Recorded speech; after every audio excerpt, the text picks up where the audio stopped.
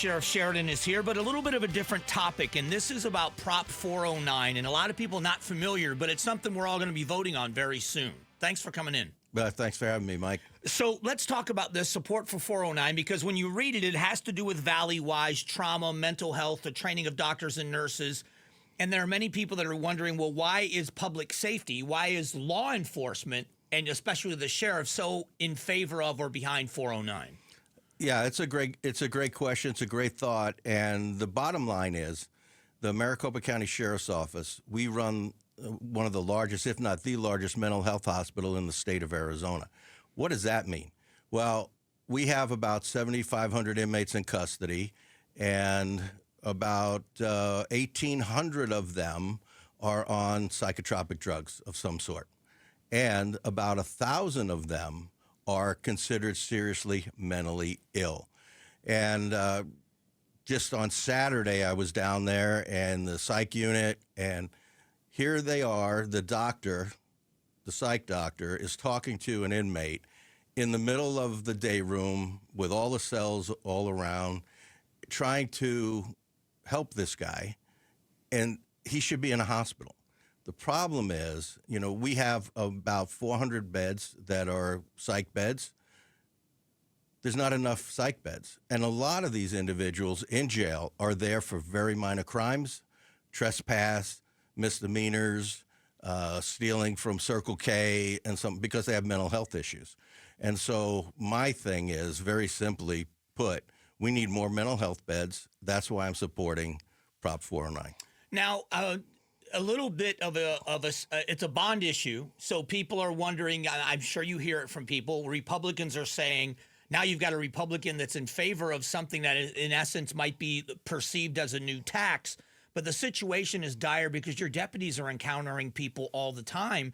And isn't it a vicious cycle with people going into some kind of mental health care, then they're back out on the street, then they're back incarcerated? Isn't this going to help prevent some of that? Yeah, absolutely it will. And Maricopa County is the fastest growing county in the country, and if not number one, number two, probably for the last 15 to 20 years. And we've had no additional mental health beds added. So, yes, it is a tax. It does cost money, but it will also help us fight getting people healthy and prevent crime. And the other thing, too, is we use, I call it the county hospital, right, because that's what we always called it. But Valley-wise, we have a contingent of officers that are stationed at the county hospital, and we have inmates, probably 40, 50 inmates a day there. We take about 7 inmates a day in emergency calls. So we use Valley-wise hospitals and the doctors there every day. And for people that also, I'm not going to ask you to put words in the county attorney's mouth, but she's also supportive of this because her office is also strained with these cases, and they're having to deal with the cases as they come in, because when people commit crimes, they have to deal with them as criminals. But if it's mental health issues, if you could treat them sufficiently, maybe a lot of this would kind of go away. Well, it certainly won't hurt. It Right. will definitely help. And, one of the other things that we do is we take inmates on a daily basis to be evaluated, their mental health evaluated, so they can stand trial. So like a Rule 11 hearing, they have to be interviewed by a psych doctor and evaluated for that. So it plays a big role in the criminal justice system.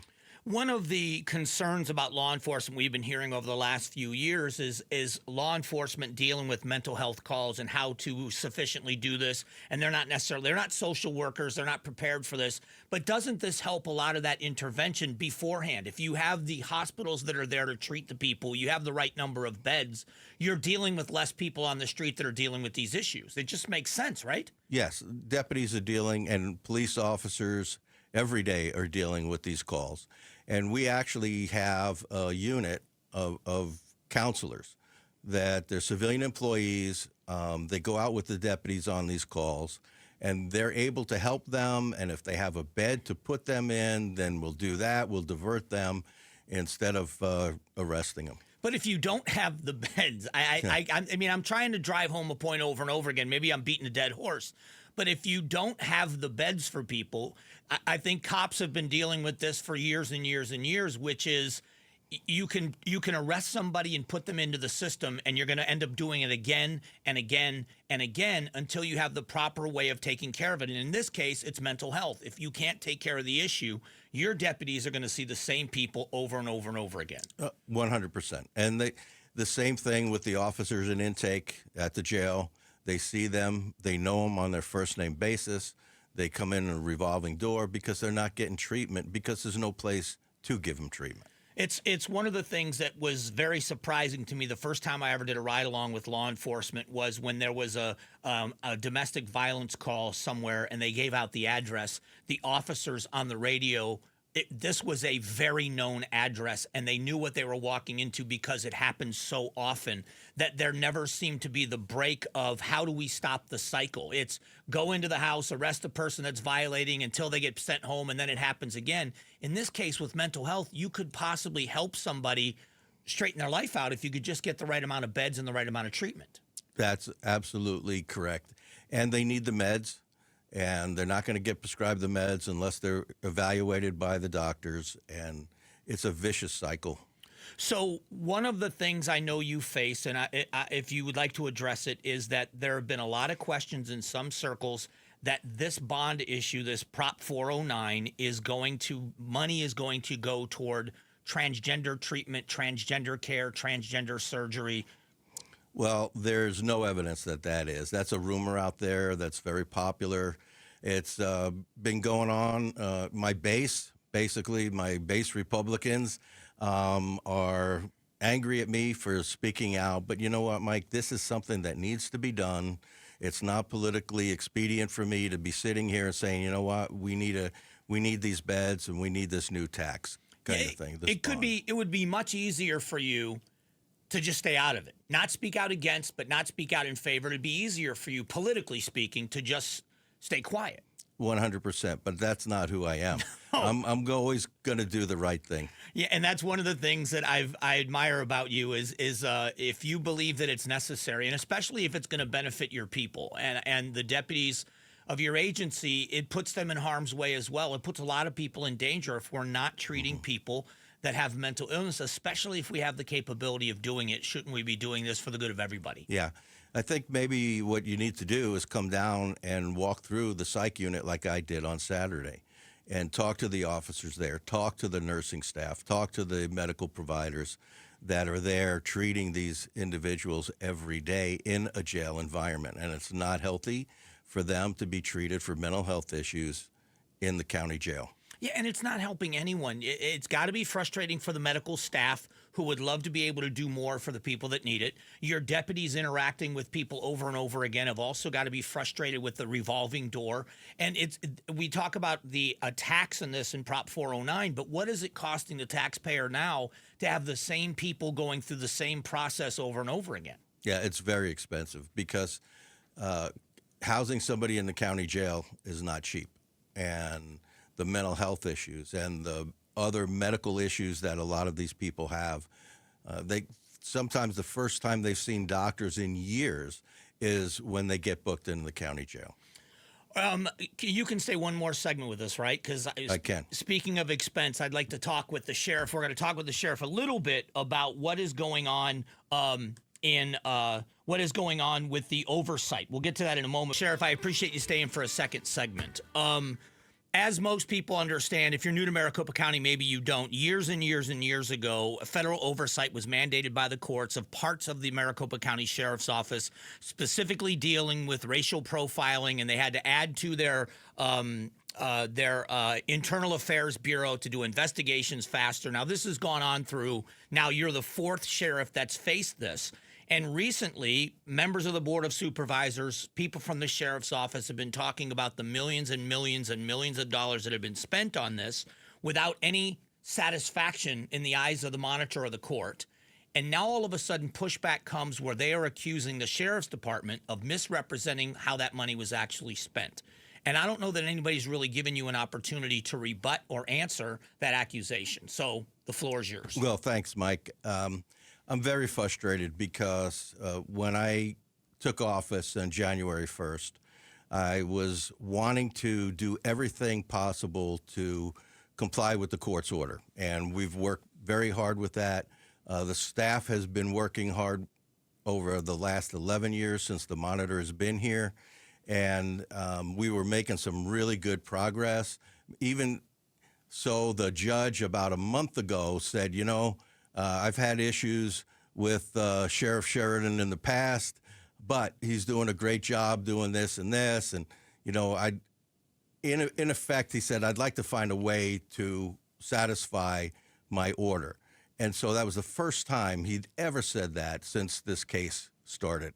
So I was feeling really good about that. And then, bang, here comes this audit that it was done by the monitor himself, hired 2 people. One guy, as the expert, financial expert, didn't even know how to read a spreadsheet. And so that comes along, and he's fallen down. This thing's been going on well over a year before I even got there. And so they had to hire somebody else. These guys are not CPAs. They don't have the experience to do an audit of a huge government operation. The sheriff's budget is about $700 million a year, and the county's budget is a couple of billion. They don't have the expertise to do this. And so they come up with this report. And the bottom line is this has been very expensive because, for example, the judge ordered us early on to promote another 22 sergeants, to create 2 divisions. And division is a captain, lieutenants, sergeants, deputies, civilian staff. We have 3 PhDs that are analysts, and all of this has led to the fact that there has been no racial profiling or bias in well over 10 years. And that's the gist of this lawsuit, right? Is the judge didn't want MCSO to racially profile or be biased. And we have proven time and time again that the deputies are not. And so when they talk about expenses, there's no fraud here, Mike. It costs a lot of money for all those people that I just mentioned. Plus, you mentioned Internal Affairs, PSB. We had 13 people assigned to PSB before this lawsuit. As of today, there's 57 people. And those bodies cost a lot of money. And for this audit to come out and say, no, it's only, $62 million attributed to the lawsuit, it's like, no, just on its face, it's inaccurate. So we've got 30 days to respond to an audit that took the monitors well over a year. And so we're going to ask, I believe today, for an extension of that, because we're going to have to hire people because they don't believe our people, right? Our people aren't the experts. So we're going to have to hire somebody that's a CPA to take a look at it that's familiar with government operations. Independent. Somebody that's independent. And independent. Yeah. Yeah. And for everyone, PSB is Professional Standards Bureau, which is internal affairs. But the frustrating thing for a civilian, for a citizen of Maricopa County, is to know that and to see that your deputies have been consumed in large part with this audit, or I'm sorry, with this oversight, without any resolution in all this time. You inherited it less than a year ago. But as a citizen of Maricopa County, the work that those people could be doing in crime suppression and solving crimes, and instead they're satisfying something that seems to be that you can't satisfy. There's no satisfying this. Right. Let me give you a practical application how this works, what you just said. So deputies work on DUI task force, right? Where other law enforcement agencies, we all get together and we do a part of the valley, and it's coming up. Holidays are coming up, right? So for a deputy sheriff to pull somebody over suspected of drunk driving, it's a lot of paperwork. So another agency, like let's say a state trooper, he could just pull somebody over, walk up to the car, not smell alcohol, say, okay, give him a warning and go, be on his way. Well, the deputy sheriff's got to sit there for 10, 15 minutes to do the paperwork. And so what it does, it ruins their desire to really want to go out and do it because the paperwork, and God forbid that they miss checking a checkbox and something, then they're going to get called in by the sergeant, and then they're going to get written up for that. So you can see how a working deputy sheriff would not want to do something when they have options all over this valley to work for agencies. And I know that your deputies are loyal. The deputies I've talked to love working for you specifically, but they love being a sheriff's deputy and not an officer and not a trooper. Nothing against those agencies. They take pride in being deputies. Right. But if their paperwork is just piled on top of itself, and there's an agency where they live in the town they live in that says you can come to work here and you can just go out and be a cop, that's got to be attractive to a lot of them. And make more money. Yeah. So that's why I'm very thankful for the deputy sheriffs that stay with us, because they like being a deputy sheriff. And every law enforcement agency has a different culture, but specifically the sheriff versus a municipal agency is a big difference. Sheriff, I always appreciate the updates and your willingness to come all the way down. I know you're busy, but thanks for dropping in, and I hope you'll come back. Always. Thanks, Mike. Thanks. That's Sheriff Jerry Sheridan spending a few moments with us. Thanks for watching the Mike Broomhead Show. Tap to watch and listen to the new season of Amazing Arizonans, a KTAR News podcast. You can also click the button in the middle to subscribe.